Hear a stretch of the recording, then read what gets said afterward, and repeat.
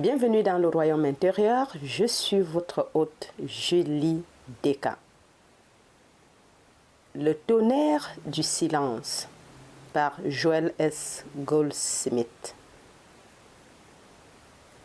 Deuxième partie, de l'irréel au réel. Chapitre 4. Qui t'a dit? Narration par Julie Deka. Qui t'a dit? Le monde dans son ensemble reste incapable de dépasser l'idée qu'il faut nécessairement utiliser un pouvoir pour en vaincre un autre.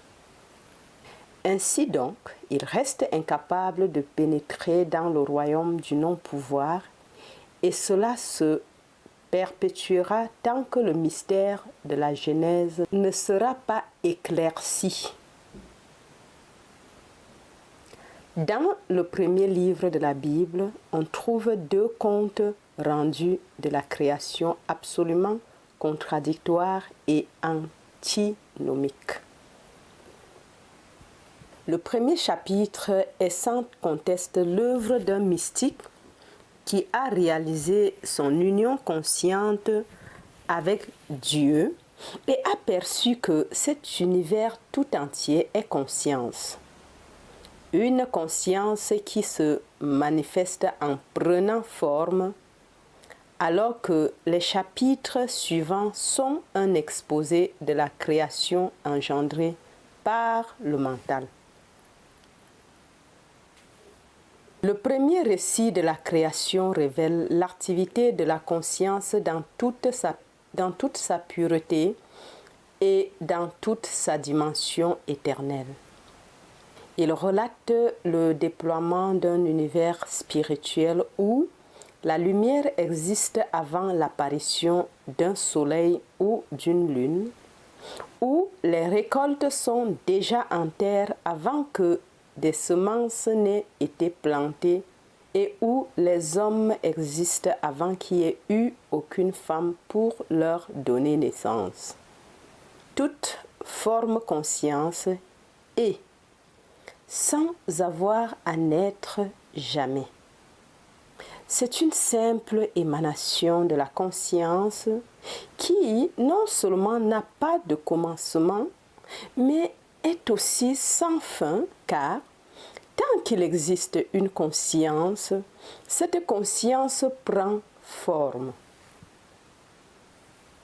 Et lorsqu'elle se manifeste en tant que forme, elle peut tout autant prendre la forme d'une graine que celle d'un arbre complètement développé, sans qu'il ait été nécessaire de passer par un quelconque processus de croissance.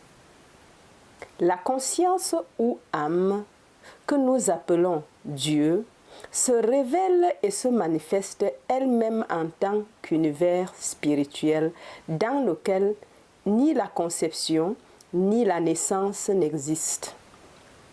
En d'autres termes, la création est la conception immaculée de Dieu qui se rend lui-même visible en tant qu'identité individualisée. Cette identité prenant des formes humaines, animales, végétales et minérales, ainsi donc en réalité, Dieu, la conscience, est l'essence et la substance même de notre terre, y compris ses pierres, ses rocs, ses sables et son humus, tout comme elle est la substance de notre identité véritable. La Genèse nous apprend que Dieu créa Adam et Ève et qu'il les plaça dans le jardin d'Éden au sein même de la perfection et de l'harmonie dans une atmosphère irradiant exclusivement la bonté, l'amour et la beauté. Joie et harmonie y régnèrent jusqu'au moment où survint dans cet Éden quelque chose qui les détruisit et chassa Adam et Ève du jardin.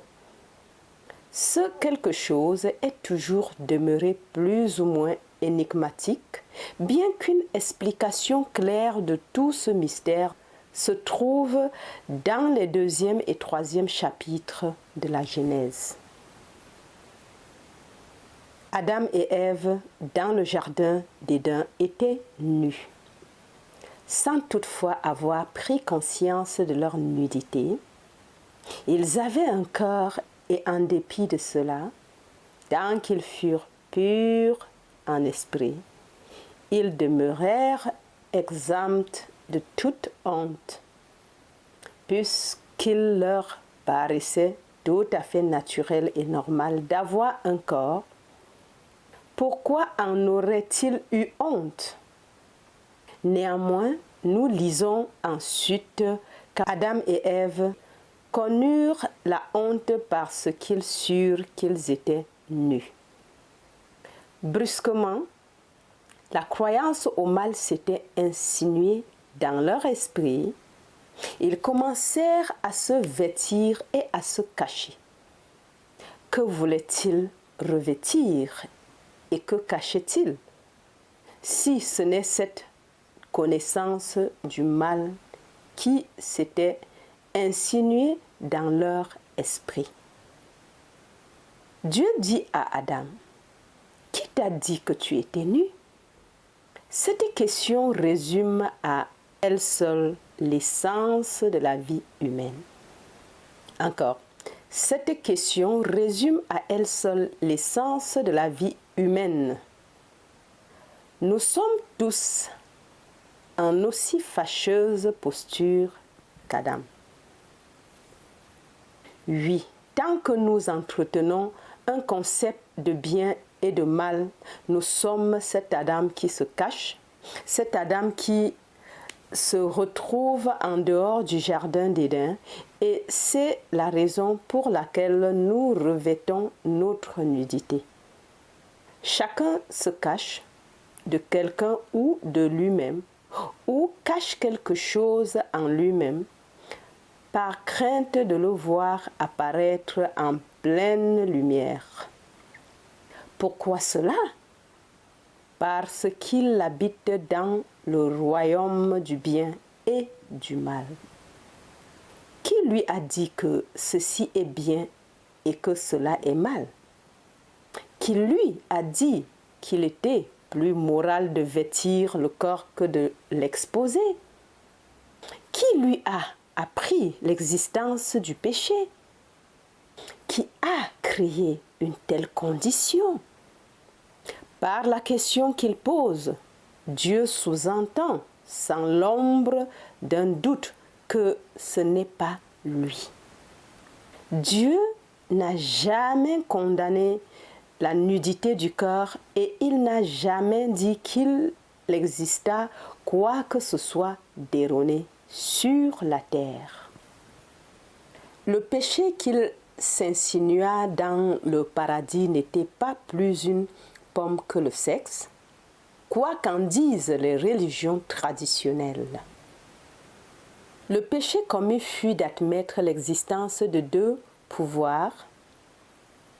Quand l'homme commença à manger du fruit de l'arbre de la connaissance du bien et du mal, il se revêtit d'un univers dualiste et dès lors, il cessa d'être celui dont on pouvait dire qu'il était trop pur pour voir l'iniquité. Il voyait et pouvait désormais connaître à la fois le bien et le mal. Le second chapitre de la Genèse se distingue radicalement du premier en ceci.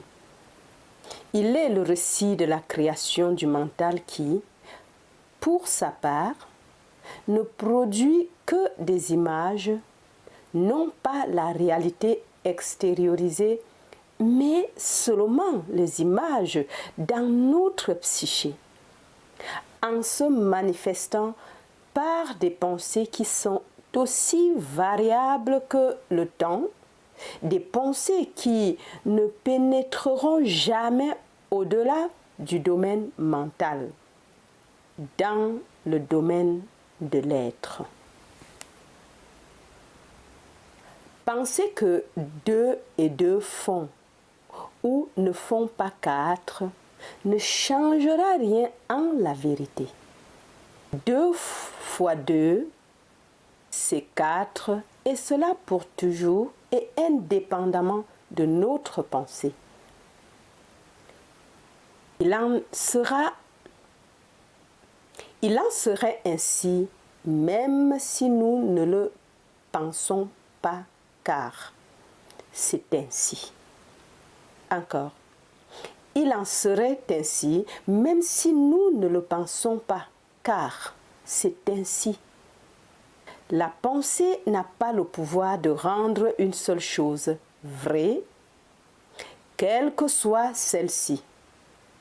Mais en nous-mêmes, au cœur du silence, par cette écoute, au cours de laquelle nous sommes enseignés par Dieu qui nous fait entendre sa voix, la terre fond. Le péché, la maladie et toute impression de manque disparaissent et Dieu nous transmet ce qui est. Ce n'est qu'en parvenant dans le royaume de l'être que nous nous plaçons en dehors du courant des pensées, là où ce qui est. Qui sur terre n'a jamais eu de bonnes pensées et qui n'en a jamais eu de mauvaises? Qui n'a pas eu des pensées agréables et désagréables, saines et malsaines, pures et impures? Il en est ainsi parce que les pensées engendrées par notre seul mental sont toujours de nature duelle. Elles sont bonnes ou mauvaises. Une telle création mentale n'est pas une création de l'esprit ou conscience. Elle est une création de l'esprit abusé et trompeur ou encore charnel. Un esprit fait tout à la fois de croyance ou bien et de croyance au mal et qui pense aussi correctement et incorrectement parce qu'il n'a pas la conscience ou Dieu pour guide. Encore. Une telle création mentale n'est pas une création de l'esprit ou conscience. Elle est une création de l'esprit abusé et trompeur ou encore charnel. Un esprit fait tout à la fois de croyance. Un esprit fait tout à la fois de croyance au bien et de croyance au mal et qui pense aussi correctement et incorrectement parce qu'il n'a pas la conscience ou Dieu pour guide. Le monde sensoriel dans son intégralité, construit à partir de ce que nous voyons, entendons, goûtons, touchons et sentons, n'a aucune existence si ce n'est en tant que création de cet esprit charnel qui, par sa nature et son origine même, est fini, irréel et instable. Dépourvu de support, si ce n'est celui des pensées qui oscillent en permanence du bien ou du mal et inversement.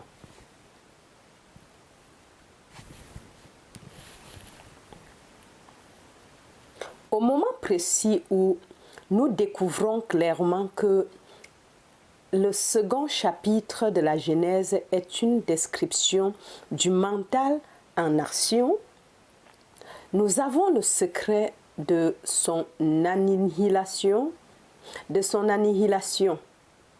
s'élever au-delà du mental, au-delà des pensées. Encore, au moment précis où nous découvrons clairement que le second chapitre de la Genèse est une description du mental en action, nous avons le secret de son annihilation, s'élever au-delà du mental, au-delà des pensées. Les pensées de Dieu ne sont point nos pensées.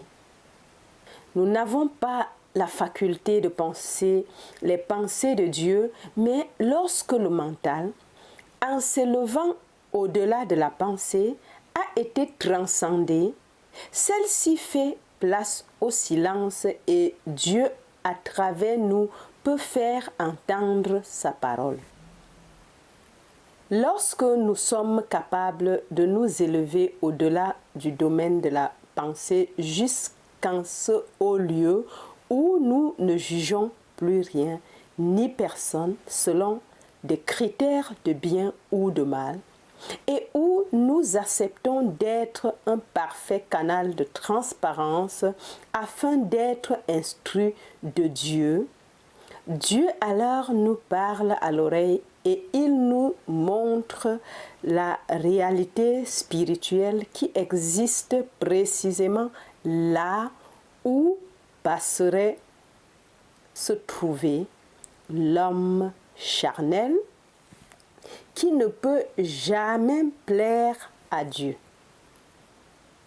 À l'instant même où Dieu s'exprime, l'homme charnel est métamorphosé en fils de Dieu et en tant que tel, il réintègre sur le champ le jardin d'Éden, ce jardin où il est pleinement le fils de Dieu, gouverné par Dieu même. La croyance en deux pouvoirs est le piège qui nous fait osciller entre les paires d'opposés. Harmonie et disharmonie, pauvreté et abondance, vie et mort, maladie et santé. Alors que notre capacité à demeurer dans la profondeur de notre être en réalisant qu'il n'existe qu'un seul pouvoir, et donc ni bien ni mal, sous une forme quelconque, nous libère et nous dispense la paix qui dépasse l'entendement. Le seul démon qui soit est la connaissance du bien et du mal. Nous décrétons qu'une chose est bonne et elle l'est pour nous, ou bien qu'elle est mauvaise et il en va ainsi. En vérité, pourtant, rien n'existe qui soit intrinsèquement un bien ou un mal. C'est la pensée qui en décide. En conséquence, pour nous libérer de la dualité, nous devons arrêter le manège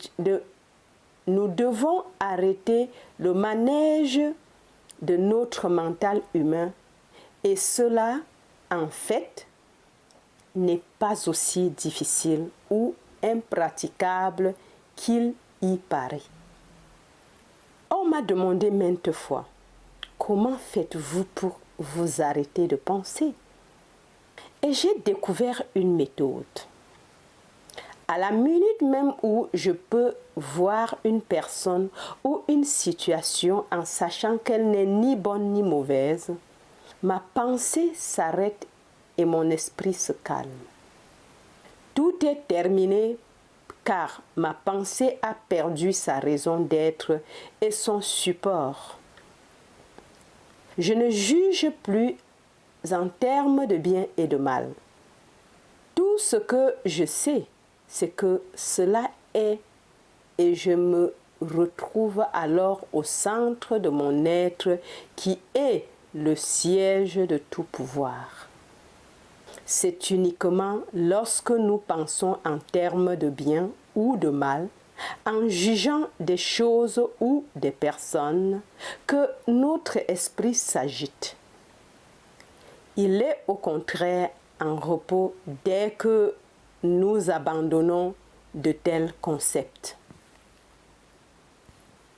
Quand nous avons maintes fois renouvelé l'expérience de nous heurter à toutes les formes d'erreur que le genre humain peut concevoir, pour les avoir ensuite, au moins en partie, se réduire à néant par la seule réalisation du fait que ni le bien ni le mal n'ont d'existence puisque Dieu seul existe, nous nous approchons alors du stade où nous avons vraiment assez de conviction pour répondre à notre Pilate personnel ce que Jésus dit en son temps.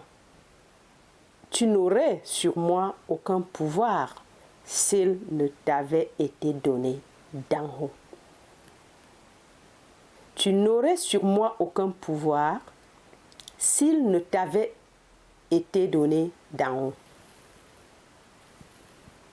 Au fil de toutes mes années de pratique de la guérison spirituelle, j'ai appris que j'échouerais dans ce travail dans l'exacte mesure où j'accepterais de considérer la circonstance ou la personne qui m'est présentée sous l'angle du bien ou du mal. La guérison survient grâce à la réalisation suivante. Ceci n'est ni bien ni mal, car Dieu est là, et là où Dieu est présent, là où est l'Esprit du Seigneur, là est la liberté. Encore, au fil de toutes mes années de pratique de la guérison spirituelle, j'ai appris que j'échouerais dans ce travail dans l'exacte mesure où j'accepterais de considérer la circonstance ou la personne qui m'est présentée sous l'angle du bien ou du mal. La guérison survient grâce à la réalisation suivante. Ceci n'est ni bien ni mal, car Dieu est là, et là où Dieu est présent, là où est l'Esprit du Seigneur, là est la liberté. Amen. Quand nous vivions en Éden, c'est-à-dire dans l'harmonie et la perfection en tant que purs rejetons de Dieu, nous étions semblables à des dieux, intégralement complets. Et voilà pourquoi le chemin qui nous ramène dans le jardin d'Éden consiste à abandonner la dualité des antagonismes. L'harmonie totale se manifeste lorsque nous cessons de désirer le bien tout autant que le mal. Car si nous désirons quoi que ce soit, même avec les meilleures intentions, nous n'avons en fait aucun moment de déterminer si la satisfaction de notre désir nous sera finalement profitable ou préjudiciable. Même une chose apparemment aussi désirable et recherchée que la possession d'1 million de francs peut se révéler préjudiciable et destructrice comme bien des gens l'ont appris à leurs dépens. Encore. Même une chose apparemment aussi désirable et recherchée que la possession d'1 million d'euros peut se révéler préjudiciable et destructrice comme bien des gens l'ont appris à leurs dépens. L'enseignement métaphysique traditionnel admet volontiers que nous devons nous hisser au-delà du mal, mais il continue de convoiter le bien en espérant voir le mal se métamorphoser en bien. Voilà l'erreur qui barre inévitablement la route à l'harmonie finale. Tant qu'on pourra nous faire croire qu'une chose est bonne alors qu'une autre est mauvaise, nous demeurons en dehors du jardin d'Éden et nous connaîtrons un jour la santé et un autre jour la maladie. Aujourd'hui, la vitalité de la jeunesse et demain l'affaiblissement de la vieillesse, car tels sont les deux pôles antagonistes qui se succèdent cycliquement et entre lesquels nous oscillons sans cesse.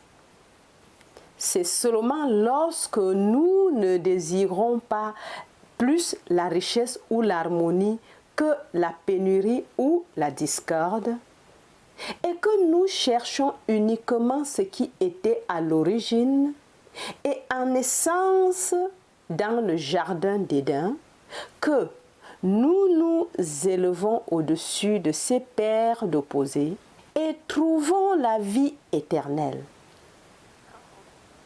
C'est dans un tel état de conscience que nous sommes suffisamment purs pour demeurer dans le jardin d'Éden qui symbolise l'état de non-désir ou état d'être comblé.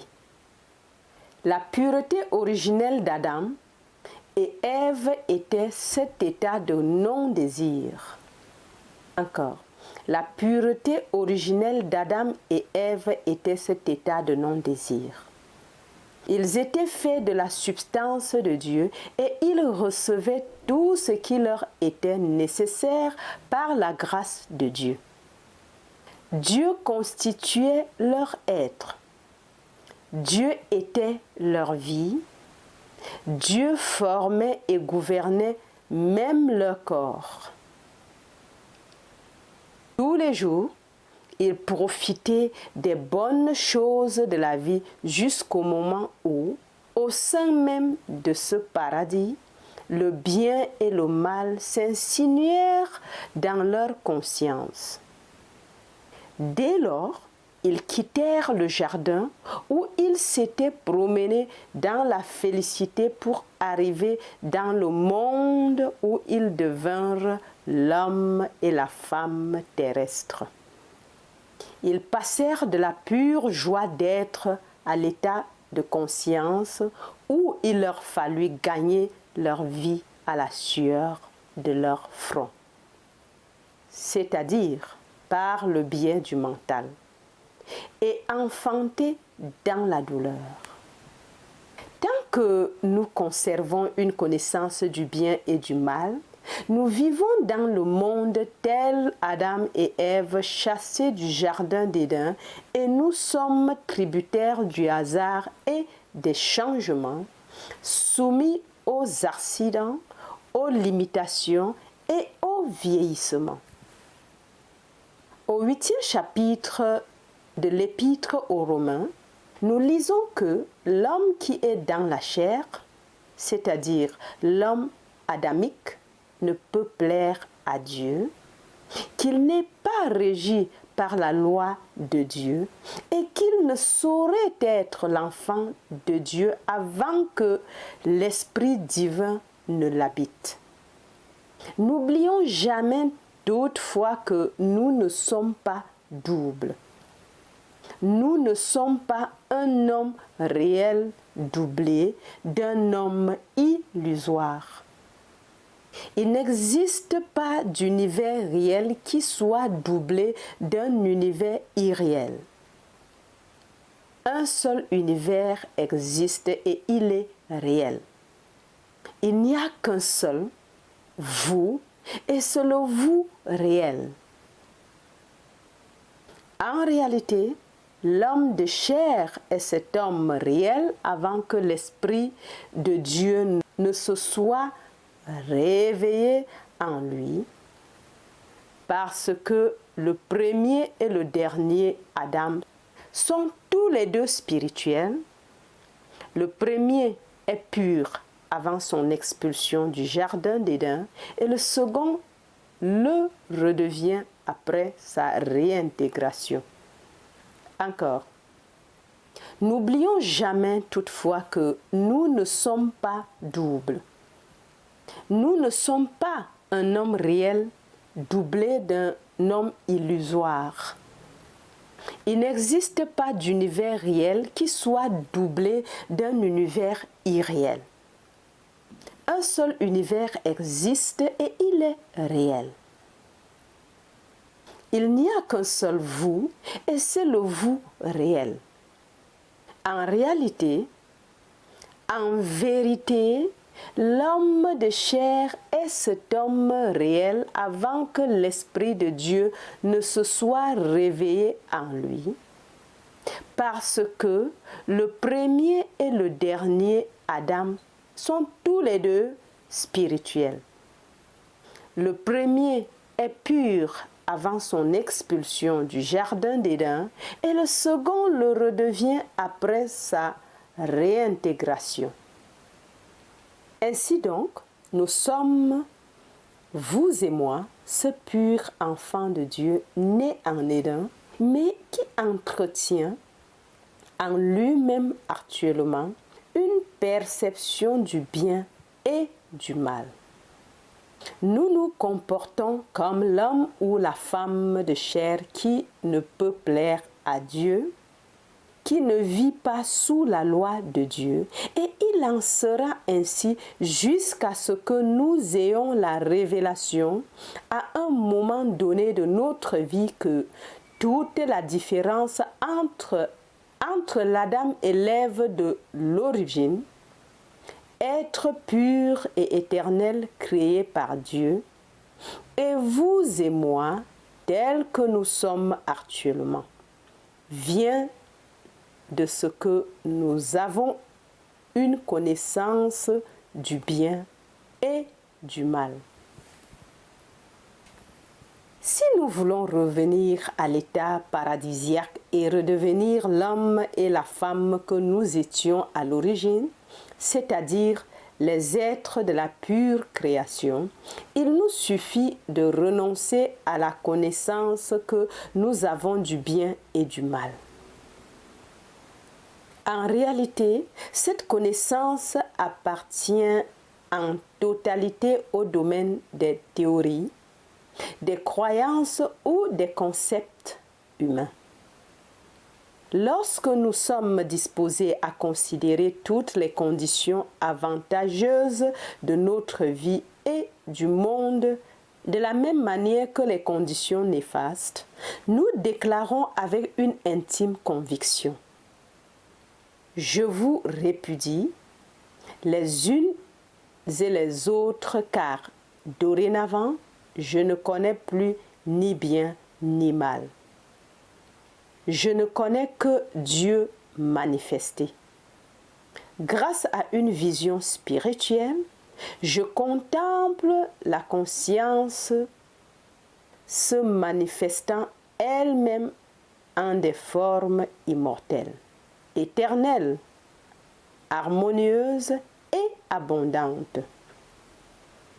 Désormais, j'accepte la seule révélation de la création véritable dans laquelle la lumière brille sans qu'il existe un soleil et où tout est harmonie.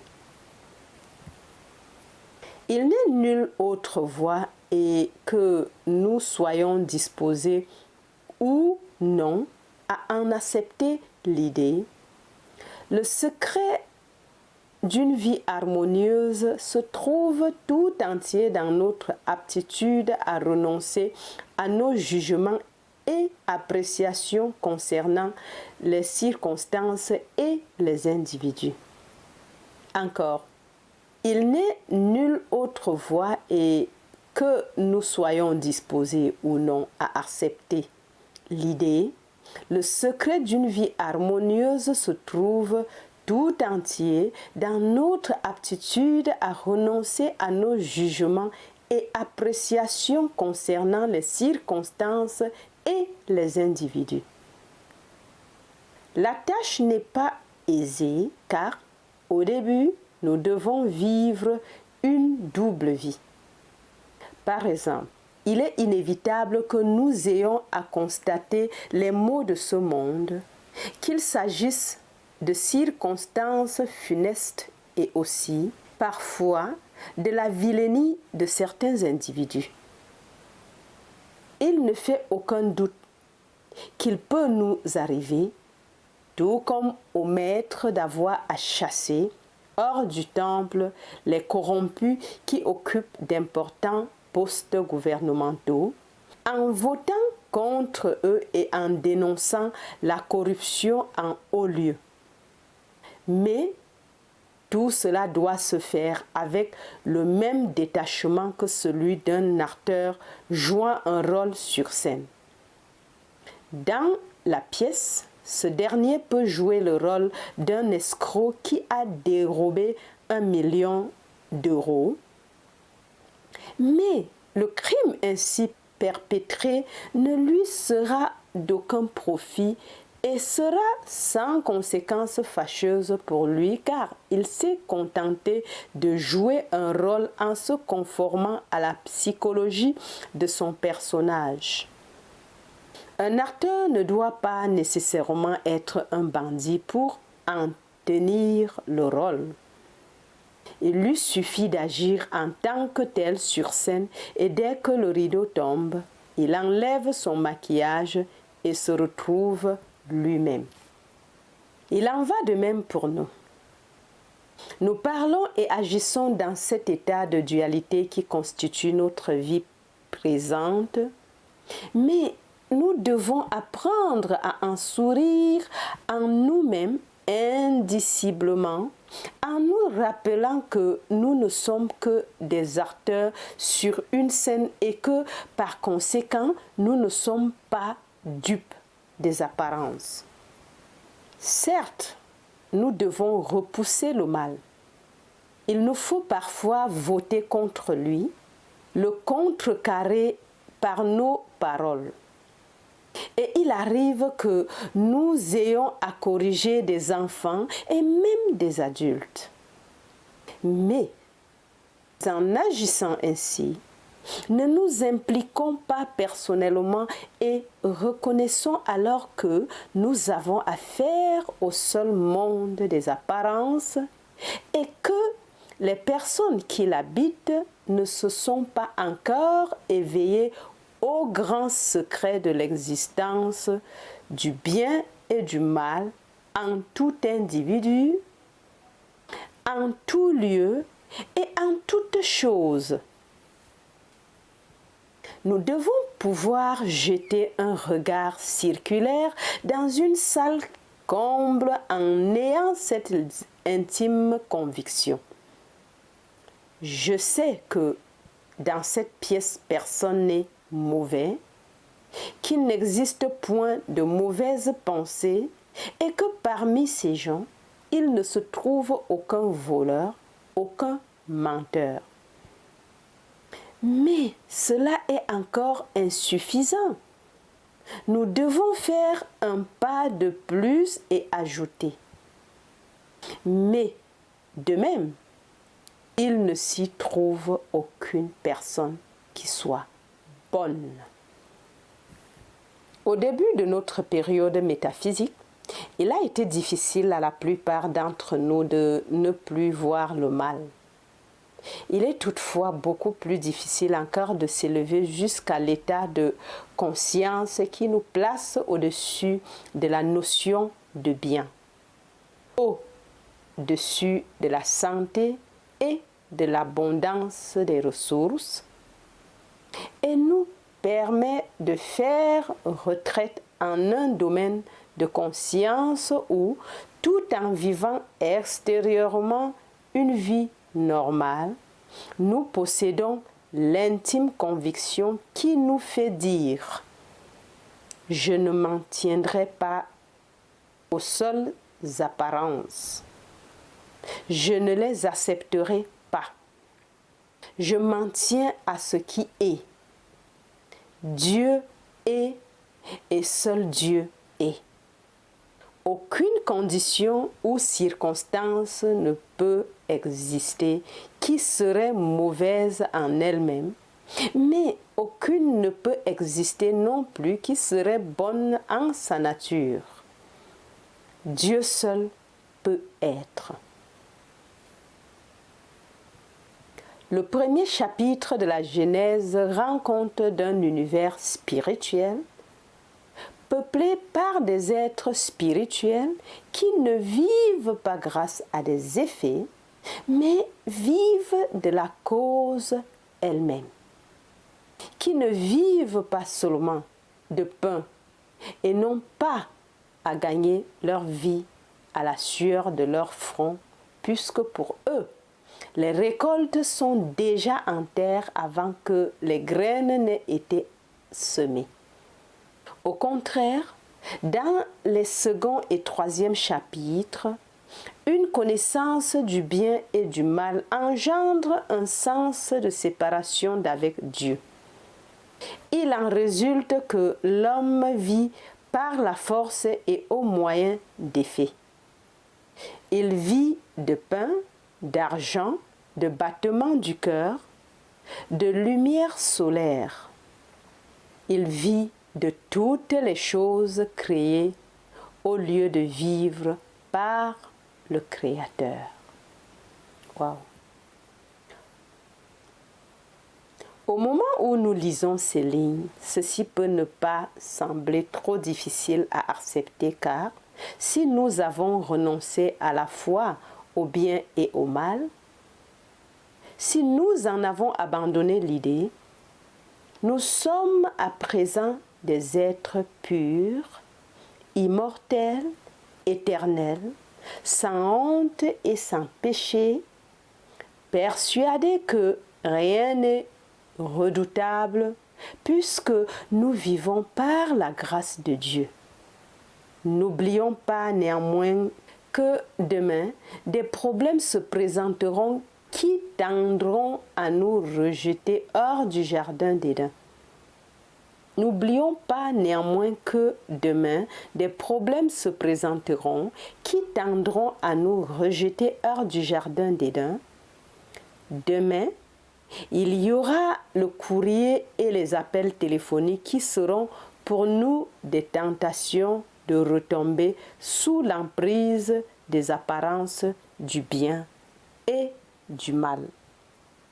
Rappelons-nous qu'en de tels moments, nous avons à faire preuve de force d'âme, mais que la grâce de Dieu se manifeste alors aussi, qui nous permet de nous maintenir inébranlablement dans notre intégrité spirituelle. La vérité de cette inexistence du bien et du mal dans toutes les formes, sans exception, est le secret du non-pouvoir. C'est le secret de la vie que les hommes ont recherché à travers les âges. Ils l'ont appelé la quête de Dieu ou du Saint Graal. Mais lorsqu'ils le trouvèrent, si cela s'est jamais produit, ils s'aperçurent simplement qu'il n'existait ni bien ni mal dans les effets. Par la découverte de ce secret, ils se retrouvèrent alors de plein pied dans le royaume des cieux, ayant trouvé l'ultime réalité. C'est uniquement la connaissance du bien et du mal qui empêche tout un chacun de demeurer dans le saint royaume. Waouh, nous sommes à la fin de ce précieux chapitre parlant du bien et le mal. Merci Joël pour des révélations. Merci Père parce que Esprit Saint, parce que tu nous donnes la compréhension afin que nous puissions nous élever à la hauteur de ce message.